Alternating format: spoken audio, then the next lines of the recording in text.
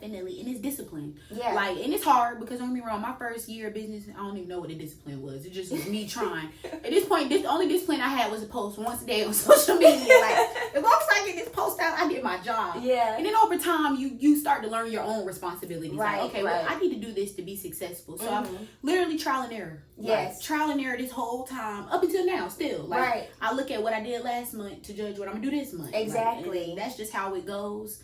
And you can't be as scared to fail. You can't. That was my biggest thing. Like, I feel like I've had to bounce back so many times in business. Like, even if it's just close down, revamp, close down, revamp. Right. But it wasn't really closing down. I'm still doing clients. It's like in your mind, it's like, let me fix my social media. Let me also figure out how I'm gonna present myself.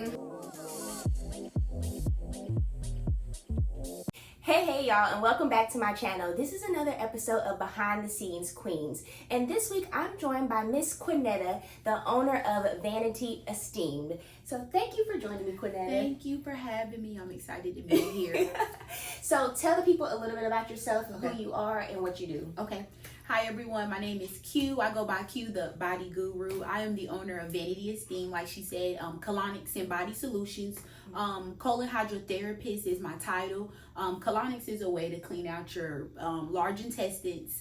We have a class 2 device called the Angel of Water, and you kind of sit on the device and it helps clean out and flush out everything. And we also do body contouring, which was my first love. Okay. Body contouring I've been doing the longest, and that's a non-invasive way to shape the body. I like to consider myself a wellness shop, and I'm an intro or a beginner herbalist, so I'm excited about that. Okay. And that's pretty much it.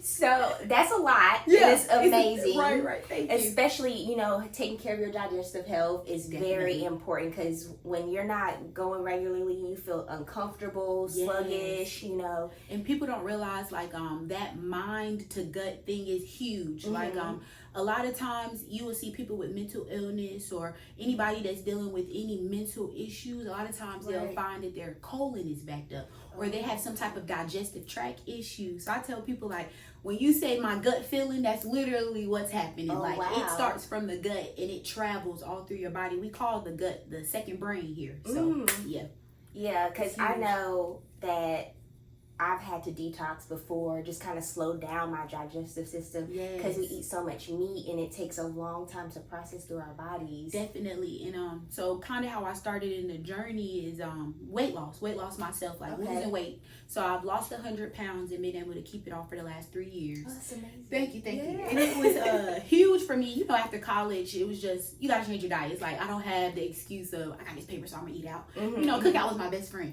So we had to learn as I got older. I had to change my eating habits. And it was just through detoxing that I was like, wow, you never realize how emotional eaters we are. If something's happening, I'm throwing something in my mouth, or we just never give our digestive system a break. Right. So a lot of people don't realize breakfast is a break and fast, literally. Right. So I found for me it was easier to just not eat in the morning, just to call it, to give my digestive system a break in the morning. Right. And people just have to find whatever works for them. Right. I'm not a big breakfast person anyway, so that helps me. But yeah. Just some tips. So you said you started because you wanted to change, your eating habits, your life. So how did you end up in this field? Particular business. So I am a person who has multiple jobs. My degree was in political science with a minor in pre-law, and I just knew that was going to be my passion, girl. They're not even doing it no more. That's complete. Right. So I had got a job with Capitol Hill, and I enjoyed my experience, but it's just the je ne sais quoi you gotta have working on Capitol Hill, and I don't have that. Yeah. So I was like, okay, Mom, I'm moving home. So I moved back to Fayetteville, and I'm from here. So I moved back to Fayetteville, and I started teaching 8th grade social studies. Wow. Totally different career change again. And it was just like, I love the kids, but I don't have no kids. So it was just like, okay, I had to find something I'm passionate about. And in the midst of that is when I'm losing weight. And I kind of bumped into body contouring. Okay. And after that, I was like, okay, I'm passionate about it. And then market research. Found out nobody in Fayetteville was really doing it. It was me and one other young lady. Okay. And it was just like, okay, we can add value. So I reached out to her, started talking to her about it, and reaching out to other body contours, just whatever. Some people, are invited. Some people are like, that's my business, girl. Right. I don't get secrets, which I understand. You have to do your own research. So just kept researching the field, and I just took one teacher check and said, God, I'm invested. Yeah. And I ended up here. Yeah. Like 3 years later, I'm still doing it. So that's amazing. So you've changed different types of businesses that you've been in, fields, industries. Definitely. Do you feel like it helped you learn along the way to implement that into your business? Definitely. Like a lot of people would say, like college, you know, I didn't need to go to school for the things I'm doing now, right? Right. Or I didn't need to go to college, but honestly, I needed it because college gave me once a sense of purpose, like, okay, it's something I'm supposed to be doing. I just don't know what. Right. And it also helped me to realize that you need experiences to just continue in life. Like, so those experiences that I had in college helped me to have great personality, a good personality, or a good customer service. Right. Customer service skills and just how to handle different situations within business. And then I'm just grateful. Even teaching, I tell people, teaching just humbled me. It literally, you have to humble yourself with teaching, because you can't just be this big bold person with kids. Like the kids will check you. Yeah. So I just literally, I'm grateful for all the experience I've had, and they definitely shaped me into the business owner I became. That's why I feel like every lesson that you go through in life, it molds you to get to where you need to be. Definitely. So we can't take it for granted, because it teaches you something. Yeah. So you said your first teacher's check. What did you put that towards for you to start a business? I had been, well, it wasn't my first one. It was later on in the process. So I had taught for 2 years prior to. But the whole time teaching, I'm looking for a business. Because I'm like, I don't know what I want to do. I just know I need a business because I can't do this anymore. But you know, after you leave so many jobs, my name is Quanetta, will leave a job. So after you leave so many jobs, listen, I will quit. I'm tired of this. Yeah. So after so many times, it's like, I think I need to work for myself. But I'm a first generation entrepreneur. I didn't know what that looked like.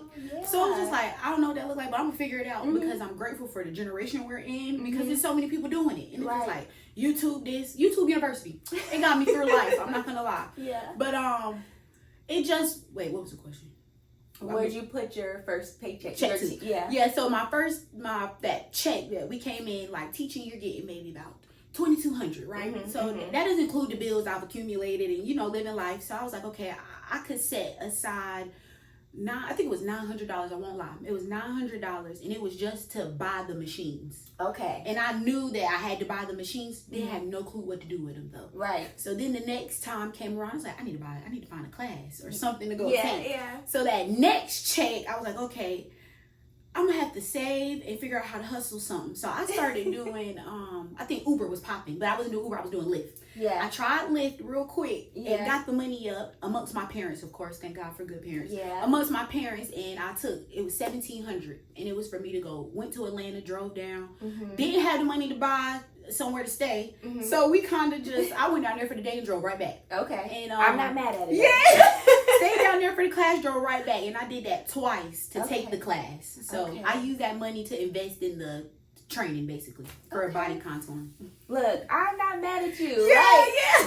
And yes, thank God for good parents. Yes, like, definitely. Hence this lighting, my mother. Like, you know. To this day, honey, some of this stuff in here, chairs refurbished, my mom, like, literally, you know, as a business owner, you pull it together. Like, that's literally what it is. A humbling experience. Definitely. A lot of faith, a lot of great community to support you. Seriously, when they say a village, I never realized until I was this age what a village meant. But so many people poured into me because they believed in the dream. Yes. And even when I don't believe in the dream, I'm great for the village, because they're like, you can do it, you don't need a job. And I'm just like, a job? I need a job. You know, you go back to it sometimes. Like, I need to get a job. But it's faith that keeps you going. And truthfully, like, the energy that you give somebody on a job, it's just like a set structure. But as a business owner, you don't have a set structure. You're trying to figure it out and piece it together for yourself. So it's a continuous learning process until you're like, okay, this is how I hire, this is how I do this is how I do that. You're having to start from scratch and set stuff up. So the energy that you're giving a different business owner, you could put into your business to fix yourself up. Definitely. And it's discipline. Yeah. Like, and it's hard, because don't get me wrong, my first year of business, I don't even know what the discipline was. It just was me trying. At this point, the only discipline I had was to post once a day on social media. Like, as long as I get this post out, I did my job. Yeah. And then over time, you start to learn your own responsibilities. Right. Like, okay, well, I need to do this to be successful. So I'm literally trial and error. Yes. Like, trial and error this whole time, up until now, still. Like, I look at what I did last month to judge what I'm gonna do this month. Exactly. Like, that's just how it goes. And you can't be scared to fail. You can't. That was my biggest thing. Like, right. I feel like I've had to bounce back so many times in business. Like, even if it's just close down, revamp, close down, revamp. Right. But it wasn't really closing down. I'm still doing clients. It's like in your mind, it's like, let me fix my social media. Let me also figure out how I'm gonna present myself. And over that time is how I kind of came up with Q the Body Guru. It's like a small different personality than myself. I'm typically outgoing, but Q is more so just health focused. Like, I'm outgoing in that field. Like, I know exactly how I want to help people. Right. I created that persona. So yeah. That's good. But when you think about, like you're saying, the changing and shutting down and learning, it's a process. Definitely. It's like, you know, you're at a certain age in your business, so you really don't know, and you're continuously learning. And as you continue to adjust and learn, it's like, oh, this is what I like. This is the client that I like. This is the content that I like. So it's not that we're really revamping ourselves. It's just like we're growing levels. Definitely. You're right. And it's hard to look at it like that when you're in it. It's like, now I'm failing. Yes. And it's like, you only had this business for 3 years. Like, what are you talking about? And most business owners don't even last past 3-year points. And I literally, to make it to this year, I didn't realize it, but it's the grace. Giving yourself some grace, because I still catch myself like, it's not where you're supposed to be. But in 3 years, I've been able to sustain COVID. I started in COVID. Oh, wow. So that's why I was like, it started in COVID. It was just like, I started off in my house. So it was just like, I gotta get out of my house. And how am I gonna get out of my house? I had no idea. And like we said, the village, it just so happened that a lady, Miss Bond, her daughter is one of my mom's close friends. Okay. She owned a hair salon, and she just happened to have a room in the back. And I remember going to her as a little girl, and I remember the same room. I'm like, I wonder if she'll rent me that room.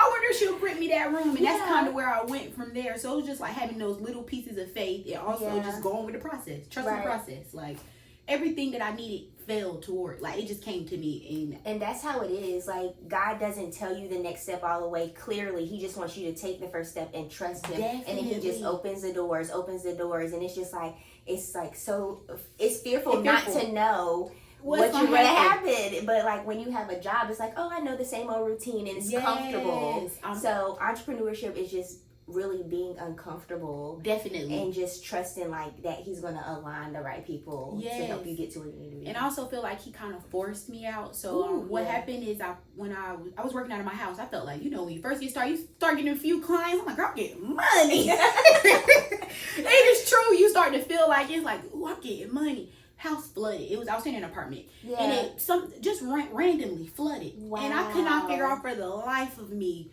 Well, I was like, what am I going to do now? Like, where do you go? I didn't even know about renting suites or whatever. All I remember was Ms. Bonds had this small room in the back, and I'm wondering if I could pay her a few dollars. I didn't even know that was suites. Yeah. So I was just like, oh, okay, let me just call her. And it was like God forced me to move out. Because I was like, if I probably would have stayed a full year in my house.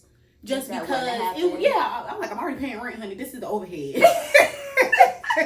So yeah, like, I'm grateful for the things that happened along the way, and those setbacks turned into like just positive you moving forward. Right. So, he always has a plan, and it's just like we're trying to be real small, and he's like, I got something greater. Yeah, he said, think big, girl. Right, that's what he was saying. You know you need to be out this house, girl. You need your own space. Exactly, and I'm grateful he did. And just from the suites, just learning the business, I was grateful for Miss Bonds, because I kind of able to watch her.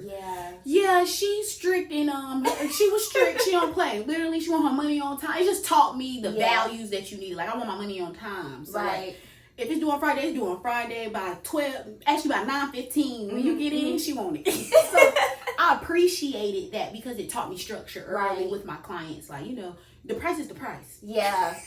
So yeah. And stop trying to wiggle room, because you know, having a kind heart in business, it's great. Like, I thank God. I want God to continue to bless me, and I want my heart to stay soft. Right. But also, you have to set those. Have a business to run. I have a business to run. And this is how I'm feeding myself, my family, or whatever. Yeah. Right. So you can't be always giving deals and all that stuff. Yeah. Like, you have to stay structured in your business. Go with the plan. Like, whatever you said it is, God's gonna provide you the clients that can pay that price. Exactly. And and when you first starting off, a lot of people I find it's the confidence. Confidence will take you a long way. Like, there was a lot of things I didn't know, but I just was confident and wrong.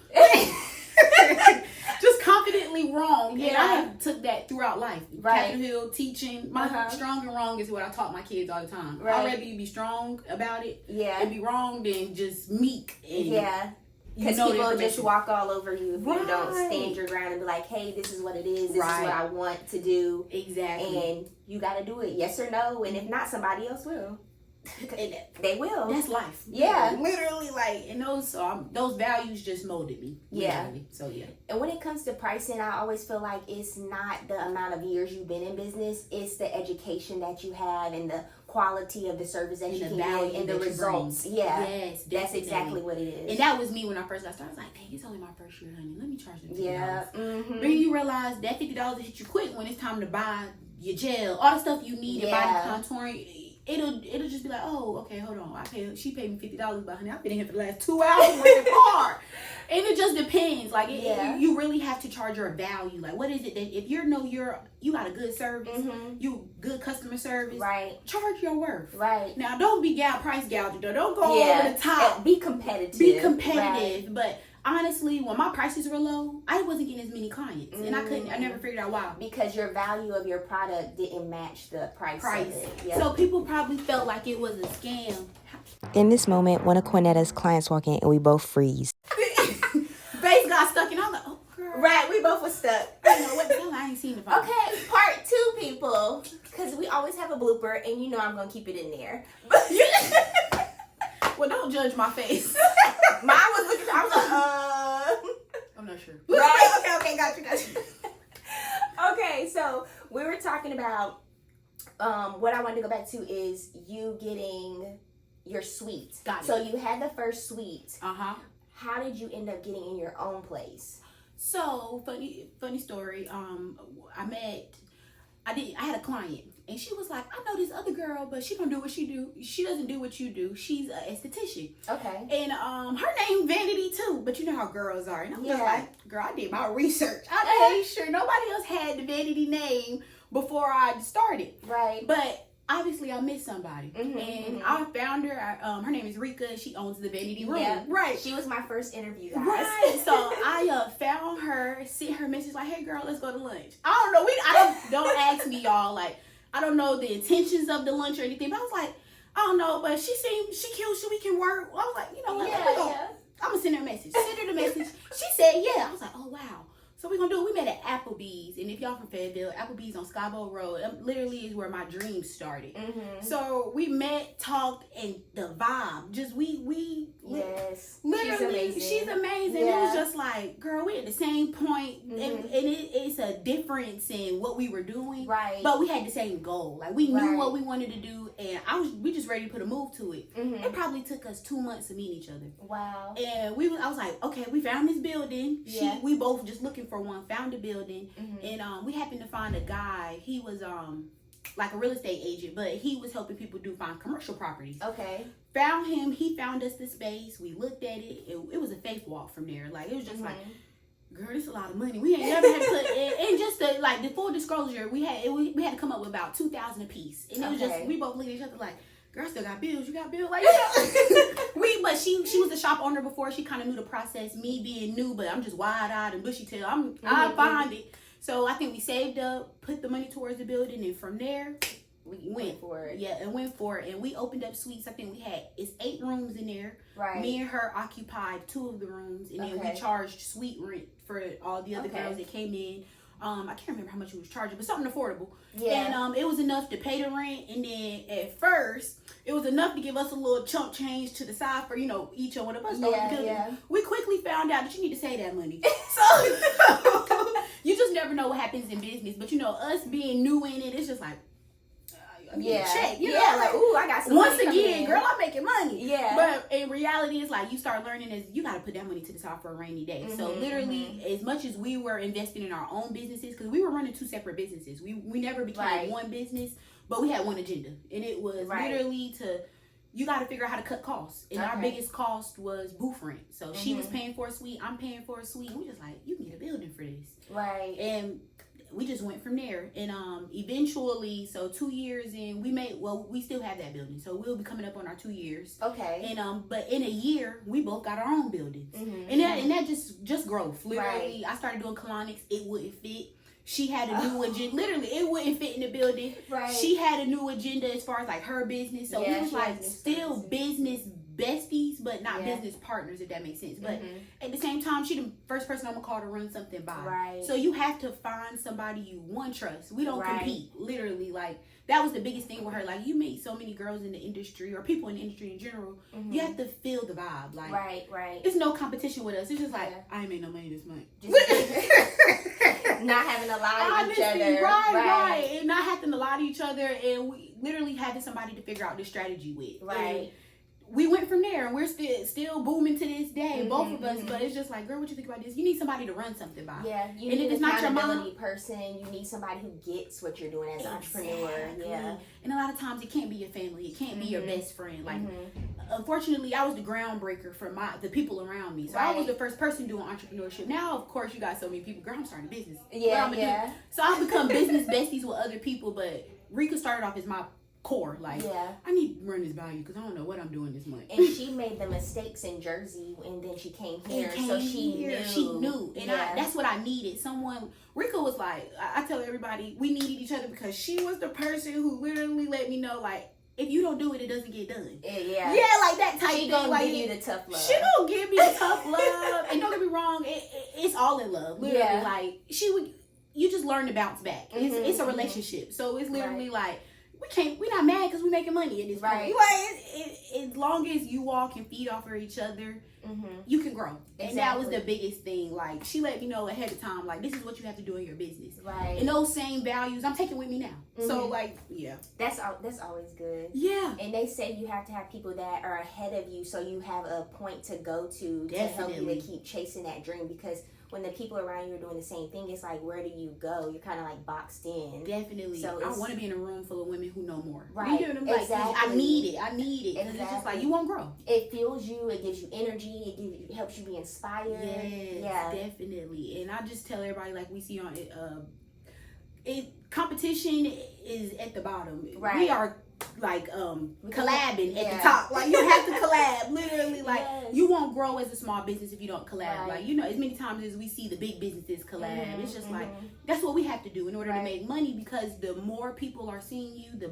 more value they see you. Right. The more how they just think you're doing something special. Right. So and you don't know how you can help each other grow and create new atmospheres and new, products and business things. It's just a lot of opportunity when you come together with somebody like Definitely. Yeah. So if I could recommend anything to anybody, find you a business bestie. It doesn't have to always be your partner, but a business bestie, somebody that you can connect with, and literally somebody to talk to, because oftentimes it's not your family, it's not your friends. You need somebody also in business to talk to. So exactly. Yeah.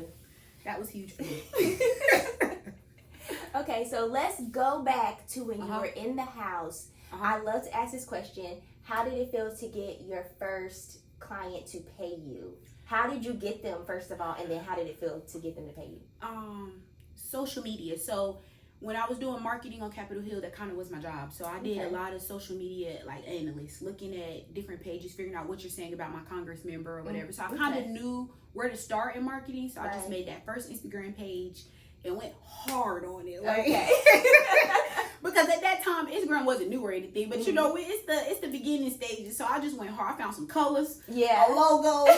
I'm posting myself. I'm on Canva. I thought I was a Canva genius at this point. I was on Canva, and I just went hard on it. And people started, and I showed my weight loss journey. That was the biggest thing that set me aside. The other young lady that did body sculpting, she focused on post-op. So I had to find my niche, and my niche was weight loss. So I found the niche in weight loss, and my first client, I'll even say her name, KCJ. Casey was my first client, and we happened to go to high school together. Okay. And she came in, she was my first paying client. You know how you start to get your friends in. Let me test you. So I get a video.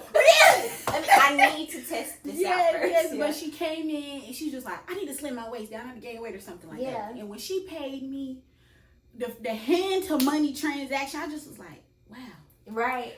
In teaching, you make it. I'm a money person in my head, so I'm thinking like in teaching, you making maybe $100 maybe about $100 a day is how teaching worked at the time to go with your salary or whatever. Right. But like I'm getting $125 an hour for this one body. Right. And it kind of just blew my mind from me. I was just like, no way. But when I tell you that's probably the best body I still did to this day, I worked that great. I did that body so good because I wanted her to return. And I wanted people to see that her waist actually shrunk. When I post that first before and after, I went from there. And it just was, people was like, oh, I want to try it. Oh, I want to try it. But it was new. So it was like, although it's somebody in my field doing the same thing I do, we're not reaching the same people. Right. We're not hitting the same client. Yeah. So that's why it was so easy for me to post my weight loss journey because there was so many girls like me. Like, girl, I'm trying to tone up, or I got loose skin, or I'm just trying to shape one specific place. So finding my niche was the biggest thing. And yes, when I got the money, I was through the roof. I said, I'm never quitting. $125 in 1 hour? You crazy? And it literally was the most money I ever made in an hour. You know, we work jobs, it's like $15 an hour or $10 an hour or whatever. I was like, oh, okay, I can do this. Right. And it just was my money and results were my motivation. My biggest motivation because I knew I wanted to leave teaching. I couldn't keep doing something I knew I was unhappy at doing. Right. So, yeah. So you had to get out there. I had to get out there and figure it out. So you were doing the sculpting and slimming waist. So how did you get into the colonic aspect? Colon hydrotherapy. So one of my clients, she was telling me how she had it done here in Fayetteville. Right. And I was like, you did a colonic? And she was telling me the process. And I was like, oh, I want to do it. Right. And you're just interested in everything. I want to try that too. I want to try everything. And I didn't want to do it. Like, I wanted to go get the service done. I was like, oh yeah. I was like, yeah, I want to go get it done. But when I reached out to the lady here or whatever, I didn't get a response yet. And that's only because she's busy, honey.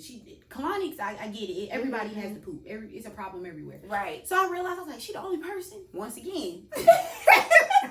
I'm good at finding the need. Opportunity. Yeah, I'm good at finding the need. She the only person. So then it was just like that. It took me a while to get into it though. I was just like, okay, I do want to do this, but you know that standpoint where you first start, you're like, you just adding stuff in your head, like, oh, okay, I'm putting this in the back of my head, but I'm gonna do this one day. Right. Fast forward a couple of months later, it was like body contouring had slowed down significantly. Okay. And I was just like, I don't know what's happening, but it's around this time of year, Christmas time. You know, people, I'm getting money. I got kids. I'm putting money together for your kids or whatever. So I understood why body contouring wasn't a necessity. Right. So I was like, okay, I need to add another service, but I couldn't figure out what it was. At the time, I was telling Rika, I was like, yeah, I want to be an esthetician. Girl, I went to esthetician school. Couldn't do it. Couldn't do it. So, but when I quit esthetician school, I said, God, if I quit, I have to find something that I want to do, like something that is for me. And I just dove into colonics from there. Okay. And the motivating factor is that I found out colonics really helps people who have diabetes. At the time, diabetes runs a lot in my family. Okay. I have it on both sides, mom and dad, and it's something that I've been outrunning my whole life, like just making sure I don't want to get it just because. Right. So once I found that, I just was like, Mom, I gotta do it. Like I was like, if it's gonna really change somebody's life for real, let me figure out how to do it. Same thing again. Went to Atlanta. Signed up for the class. This time I had a little bit of money saved, so I was able to stay, and I had to stay. So in order to get your license, you have to, I think it's 50 hours. So you have to be able to do those in-office clinicals. Okay. So I had to stay there and just really invest my time and money into it. And when you do colonics, so you only get the certification or whatever. Okay. You don't get the machine or anything, and that's different. So finding the machine was my biggest obstacle. Okay. And I just say by the grace of God, I tell everybody, I don't even know how. It's colon hydrotherapists that go years without owning their own machine. They usually work for like a big spa or somewhere. Yeah. But when I say God just presented it to me, the opportunity. But when you get the opportunity, you have to be ready. Right. And literally wasn't ready. So it was just like, God, if I get this opportunity again, I'm going to be ready. So saving money. And next thing you know, I was able to buy a Colony bed. Okay. And then same thing happened for the second one. So I'm just trying to repeat that process, save money. You have to have the money saved in order to do. When the opportunity comes knocking, you want to be ready for it. And I learned my lesson with that.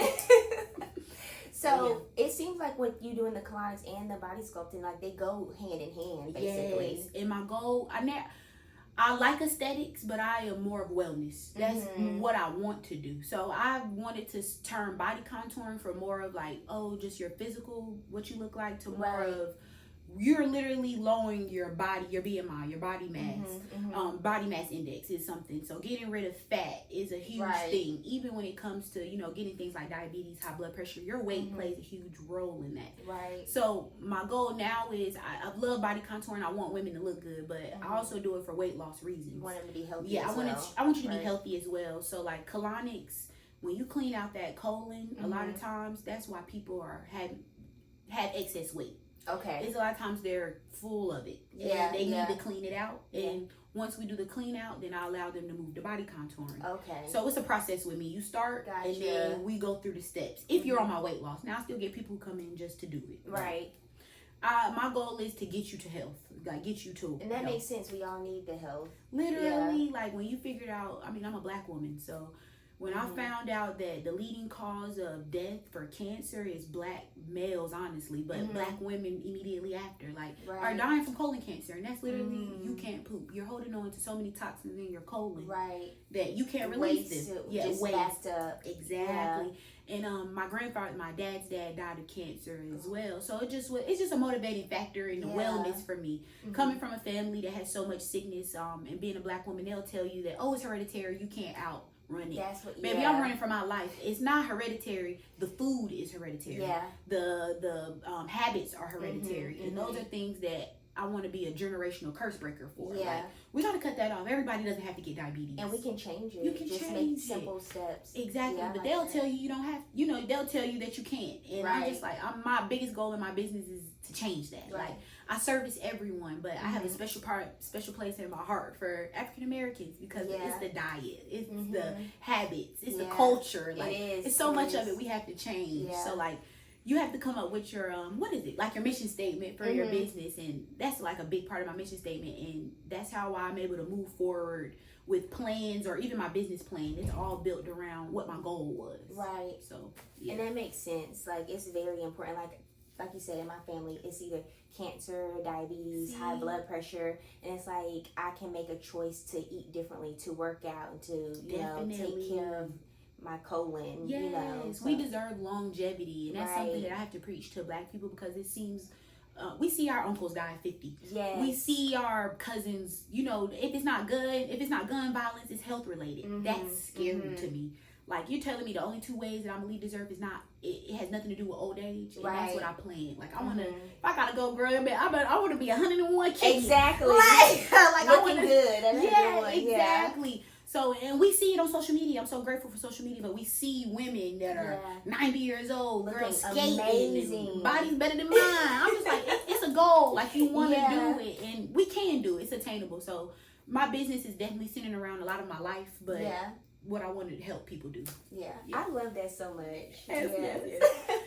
So, we've talked about where you started, how you got in the building, all the things you've learned. So, what is one word of encouragement that you would give entrepreneurs? One word of encouragement. We talked about a lot in here.